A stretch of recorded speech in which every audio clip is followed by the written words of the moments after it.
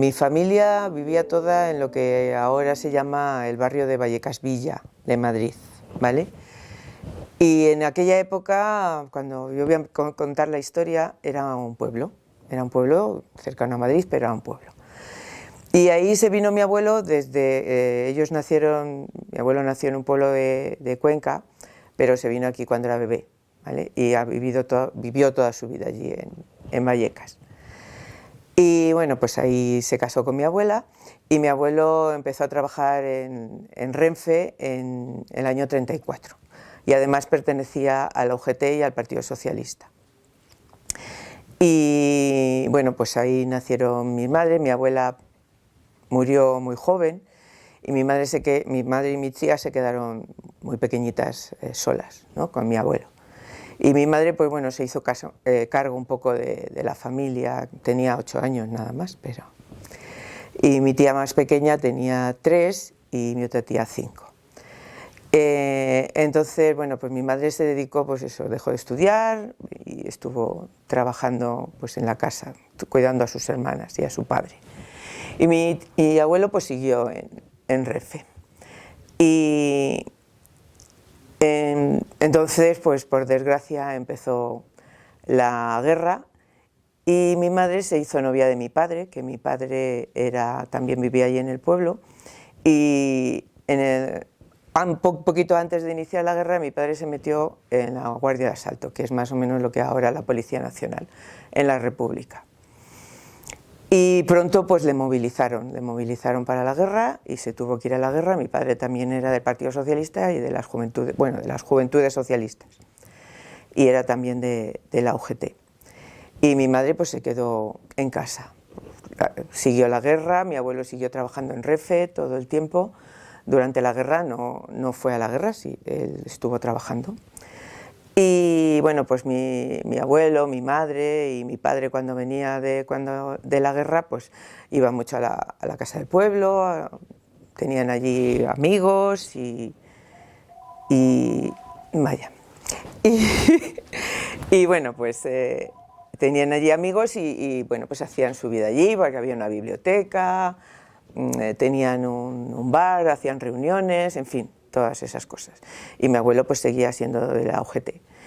Y bueno, pues en la guerra no lo pasaron muy bien, porque Vallecas fue bombardeada muchas veces. Mi padre estuvo en la guerra y bueno, pues lo pasaron un poquito mal, porque mi abuelo estaba siempre de viaje en Renfe y en casa pues estaba mi madre con sus 2 hermanas. Y bueno, pues durante la guerra pues hubo ahí en Vallecas muchos, pues eso, lo de la quema de iglesias, la quema de santos, todas esas cosas, pero mi madre esas cosas nunca se metía en esas cosas porque a ella no la gustaban. Y mi padre no estaba, porque mi padre estaba en la guerra. Y bueno, pues cuando acabó la guerra, pues mi padre, como era guardia de asalto, fue vestido de uniforme a su cuartel y a él ya le metieron en la cárcel de Porlier, que era un antiguo, me parece que era un convento de monjes, y ahí estuvo con un montón de compañeros suyos en la cárcel. Y se tiró allí pues como un año, así, pero que no hay registros, no hay nada de nada. Y luego le soltaron. Mi padre al cabo de un año, luego ya contaré la historia. Y mi madre pues se quedó aquí en el pueblo de Vallecas, y a mi abuelo también en septiembre del 36 también le metieron en la cárcel por adhesión a la rebelión, y a mi padre también. Mi padre le tacharon de comunista peligrosísimo. En fin, y él nunca había sido comunista, claro.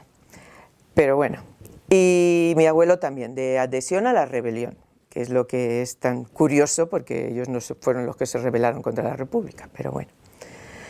Y mi madre, pues al final, en una vecina, como pasa en los pueblos, la acusó pues eso, de que era del Partido Socialista, de que estaba metida, que había quemado iglesias, que había pegado al cura y bueno, no era verdad, pero...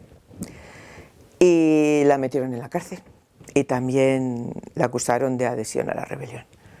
Estuvo en la cárcel 8 años, pero es que además estuvo gran parte de ellos penada a muerte, por no hacer nada, por estar en su casa y pues bueno, sí, era del Partido Socialista, eso sí, de las Juventudes Socialistas. Y bueno, pues la tuvieron allí 8 años y ya os digo, gran parte de ellos penada a muerte. Y bueno, pues cuenta unas historias terribles que yo recuerdo que me las contaba cuando yo era muy pequeña, que luego más tarde he leído un libro de Juana Doña que se llama Entre la noche y la niebla, y es que cuenta exactamente lo que contaba mi madre, porque era de cuando estaba mi madre estuvo en varias cárceles. Estuvo en Ventas y luego estuvo en Segovia. Y mi madre pues estuvo allí, entró con más o menos, mi madre pesaba unos 58 kilos, 60 kilos, era así un poco gordita como yo, y cuando salió de la cárcel pesaba 46. En fin, cuenta historias terribles, yo no sé si debo contarlas o no, pero cuenta historias terribles como a las mujeres les quitaban los niños recién nacidos y se los llevaban, o bien no sabían muy bien si se los llevaban para matarlos, ellas no lo sabían, si se los llevaban para matarlos o se los llevaban para darlos a otras familias, pero sus hijos se los llevaban. Y había muchas mujeres que estaban allí con sus niños pequeños, pero cuando tenían 3 años se los quitaban también. Entonces, bueno, lo pasó bastante mal. Cuenta historias horribles, como por ejemplo cuando estaban sirviendo la comida, se quejó una presa de que era agua lo que le estaban dando de comer, y la gobernanta que estaba sirviendo la comida, con el cazo, que era un cazo metálico, la dio en la cabeza hasta que la mató. Y no pasaba nada, no pasaba absolutamente nada. Se los llevaban cada 2 por 3, mi madre me contaba que decían una cosa, que llamaban a diligencias, y diligencias era interrogatorios, y en los interrogatorios pues las torturaban, y cuando venían, pues muchas de ellas venían que no se podían tener en pie de la paliza que les habían pegado, les arrancaban el pelo, bueno, les hacían cosas terribles, cosas que me contaba mi madre cuando yo era pequeña. A mí esas cosas la verdad es que me marcaron mucho, pero mi madre era una mujer muy dura y decía que era mejor que lo supiera, porque por si acaso alguien me decía algo, nunca me dijeron nada, pero hubo a familiares míos, a primas mías, que sí que les dijeron y las insultaban por la calle. Estoy hablando que son más mayores que yo, tienen unos 15 años mayores que yo, y en los años 50 todavía las insultaban por la calle. Y a mi madre, a mi tía, a mi padre, durante mucho tiempo, cuando llegaba el 18 de julio, los metían en el cuartel de la Guardia Civil, porque como eran comunistas peligrosísimos, por si hacían algo, ¿vale? Y los metían en el cuartel. Bueno, a mi abuelo le echaron de Renfe por haber estado también en la cárcel. Y bueno, pues gracias a que cuando mi padre salió, estuvo un tiempo viviendo en Madrid, pero luego ya se vino aquí al pueblo Vallecas. Y mi padre estuvo con mi abuelo, que no le tocaba nada porque era el padre de mi madre, y le estuvo pues eso, cuidando hasta que por desgracia murió un poco antes de que mi madre saliera de la cárcel. Y mi madre cuando salió de la cárcel, a todo esto mi padre iba a verla, eran novios, pero se hacía pasar por su hermano para poderla ver en la cárcel, porque no dejaban ver a personas que no fueran familiares. Entonces se hacía pasar por su hermano para poderla ver. Y mi padre intentó casarse varias veces con mi madre decía que no, porque como estaba penada a muerte no sabía si iba a salir de la cárcel o no. Y hasta el año 47, sí, me parece que las sentencias en enero de 47, le conmutaron la pena capital por 30 años. Y a los pocos días la indultaron y pudo salir de la cárcel en libertad provisional. Pero estuvo 8 años de su vida, entró con 21 y salió con 29. Sin haber hecho nada, claro. Y bueno, pues ella le quedó secuelas, tuvo luego problemas de hepatitis debido a la mala alimentación y al frío que pasaban allí. Y le quedó unas secuelas, le quedó una hepatitis crónica ya para toda la vida, que al final, bueno, pues la degeneró en una cirrosis y bueno, pues lo pasó bastante mal. Y mi padre, pues por suerte, luego al cabo de un tiempo, en la época ya de la democracia, le indemnizaron por el tiempo que estuvo represaliado de ser, bueno, lo que era Policía Nacional. Le dieron una indemnización y le dieron una pensión. Y a mi madre también le indemnizaron por el tiempo que estuvo en la cárcel. Lo que pasa es que no se pudo demostrar 2 años que estuvo en Segovia porque se habían quemado todos los archivos y habían desaparecido. Entonces le dieron una indemnización por, me parece que fueron 5 o 6 años. Y bueno, eso fue la única compensación que tuvieron después de haberlo pasado tan mal durante mucho tiempo, ¿vale? Mi abuelo, cuando salió de la cárcel, salió con neumonía, que le costó mucho recuperarse y al final no lo pudo superar y murió después de unos cuantos años. Pero mi madre salió muy tocada de la cárcel, muy tocada, porque imaginaros entrar con 21 años, que eres una jovencita, vamos, más o menos un poco más de la edad que tenéis vosotros ahora, y estar en la cárcel durante 8 años fue muy duro para ella. Pero no solamente estuvo mi madre, mi tía también estuvo 5 años, por lo mismo. Mi otra tía no, porque era menor, entre comillas, pero mi madre con 21 años tampoco era mayor de edad en aquella época. Y mi tía tampoco, pero bueno.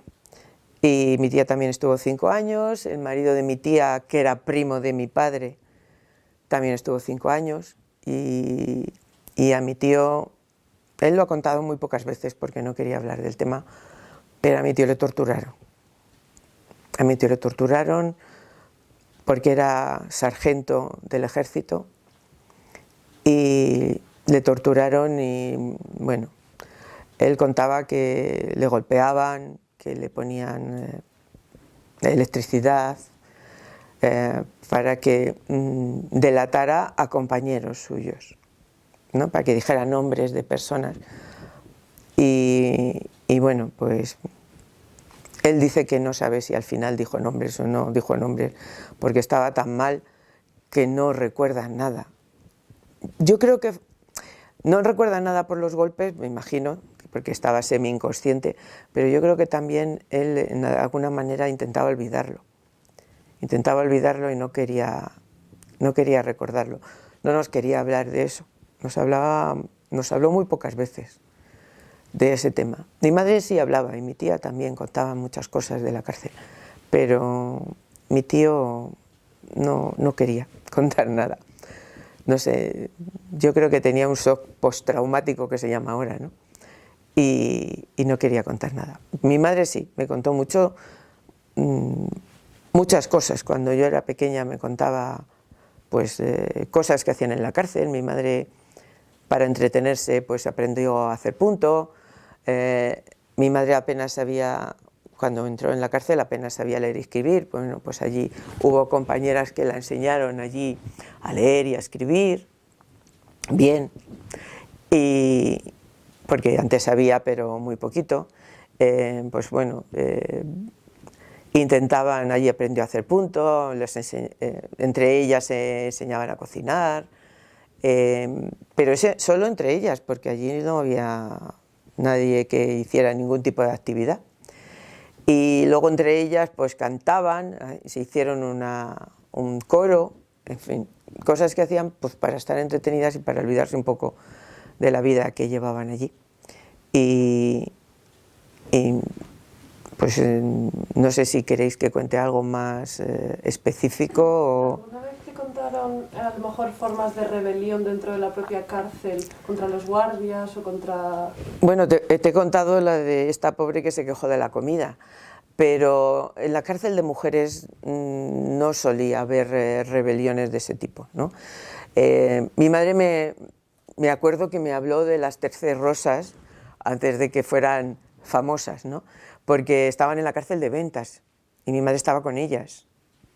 No con ellas en el mismo sitio porque ellas las pusieron un poco aparte, pero bueno, se juntaban en el patio y bueno, pues cuando se las llevaron sí que hubo muchas protestas. Pero bueno, las acallaron rápidamente a base de golpes, claro. Pero así rebeliones no, les hacían cantar todos los días el Cara al Sol y esas cosas, ir a misa los domingos, pero bueno, eso eran cosas... Lo que pasa es que rebeliones como tal, ya te digo, ella no me habló de ninguna. Sí había protestas sí,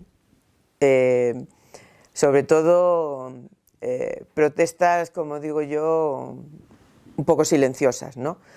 Pues se ponían en el patio, se ponían todas en fila y se sentaban, o protestas así pacíficas de, bueno, pues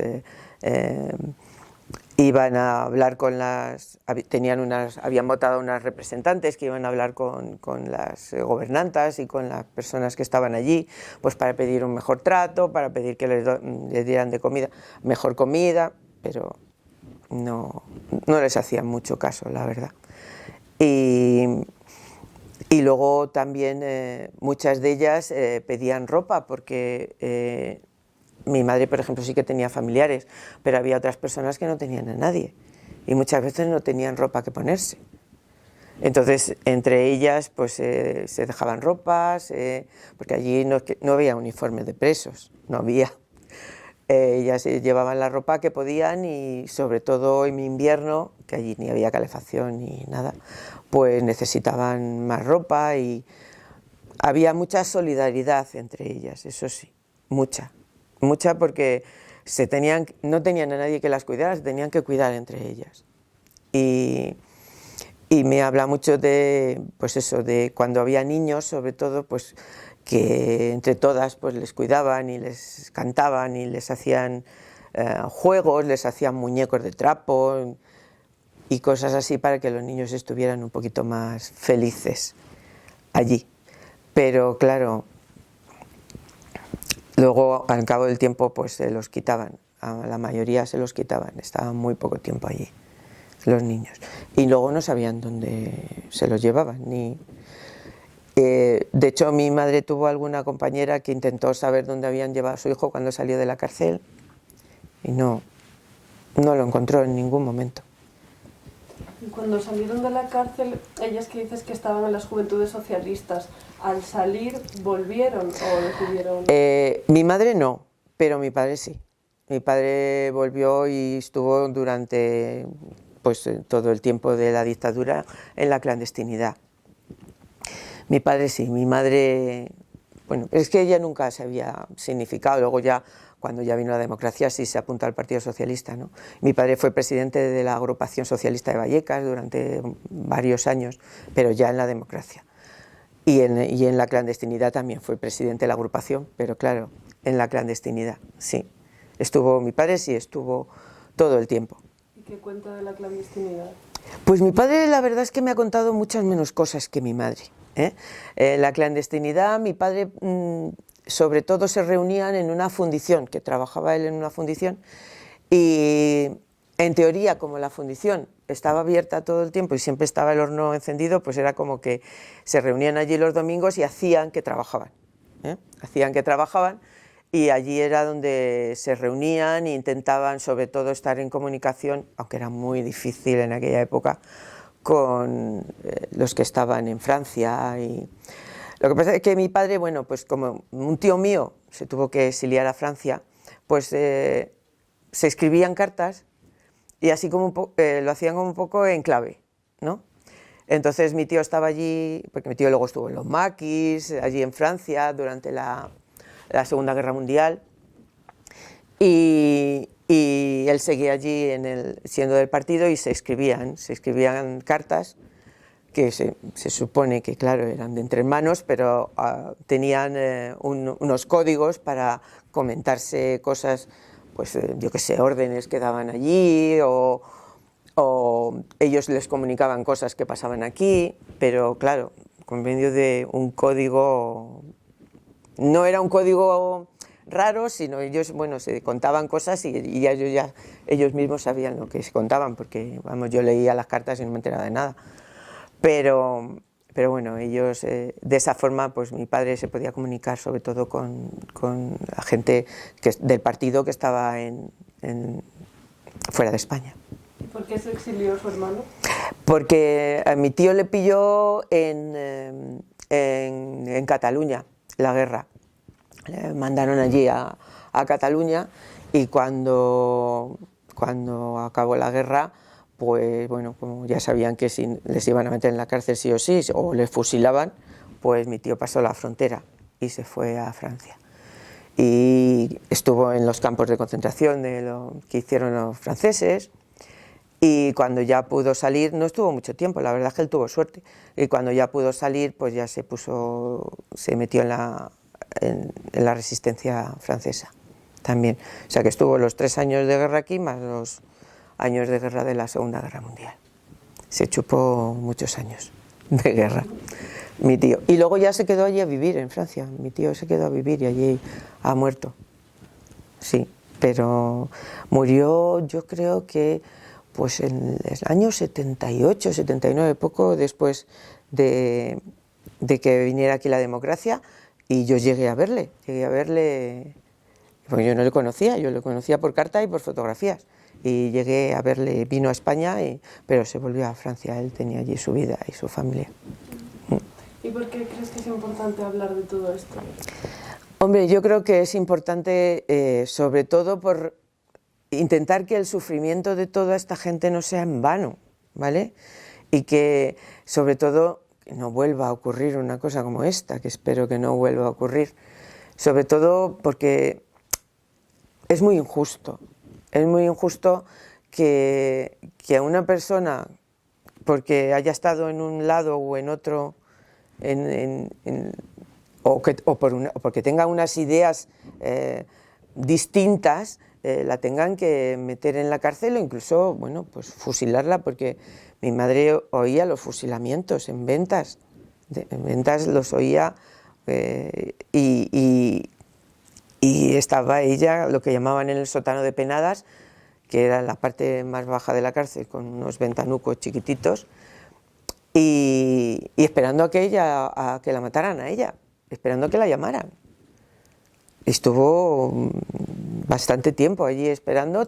Cada vez que venían a buscar a alguien para fusilarlo, pues mi madre estaba allí esperando que dijeran su nombre, hasta que le indultaron, claro. Pero yo creo que es muy duro que te maten por unas ideas o que te metan en la cárcel durante tanto tiempo, una cárcel de aquella época que no es lo mismo que ahora, porque tengas unas ideas diferentes, ¿no? Eso me parece muy, muy duro, y espero que no vuelva a ocurrir nunca más. Por eso a mí, cuando hablan de presos políticos, muchas veces digo, es que los presos políticos de ahora no son los mismos presos políticos de aquella época. Y sí, están en la cárcel, están privados de libertad, pero no es lo mismo. Por lo menos aquí, en España, en este país. Por suerte, eso ha cambiado mucho. Pero sí que es importante que recordemos todas esas personas que han luchado o que lucharon en aquella época por unas ideas y por la libertad, porque luego hemos estado 40 años, que vosotros no lo habéis vivido, pero yo sí he vivido la época de Franco, en la que no podíamos hacer lo que queríamos. No podíamos hacer lo que queríamos, no podíamos decir lo que queríamos. Yo no podía decir por ahí que mi madre había estado en la cárcel. No podía decirlo. Y yo sabía que mi madre había estado en la cárcel y que mi padre era republicano y mi abuelo y toda mi familia, pero no lo podíamos decir. Mis padres, por ejemplo, cuando salió mi madre en la cárcel, que salió en el año 1947, se casaron, ¿vale? Pero no se pudieron casar ni hacer una boda normal. Se tuvieron que casar por la iglesia porque les obligaban, y bueno, pero el cura les casó a las 7 de la mañana, porque decía que le tenía que casar antes de que empezara las misas y no le podía casar en un horario de boda. Y mi madre me cuenta que, claro, para casarte en aquella época pues había que comulgar y había que confesarse. Y mi madre me comentó que el cura que le confesó, cuando le dijo, bueno, pues esto, mi madre empezó a decirse, bueno, pues los pecados que tuviera, y le dijo el sacerdote, ¿y tú no has matado a nadie? Dice, no, yo no he matado a nadie. Dice, recuerda que te estás confesando. Sí, sí, lo recuerdo, me estoy confesando, yo no he matado a nadie. Y el cura le dijo que no la creía. Que no la creía. Dice, bueno, pues esto es una confesión y yo me estoy confesando y yo no he matado a nadie. Entonces, pues en fin, en aquella época era muy complicado todo, y vivir era muy difícil. Tú misma has visto las cartillas de racionamiento, que son del año 52.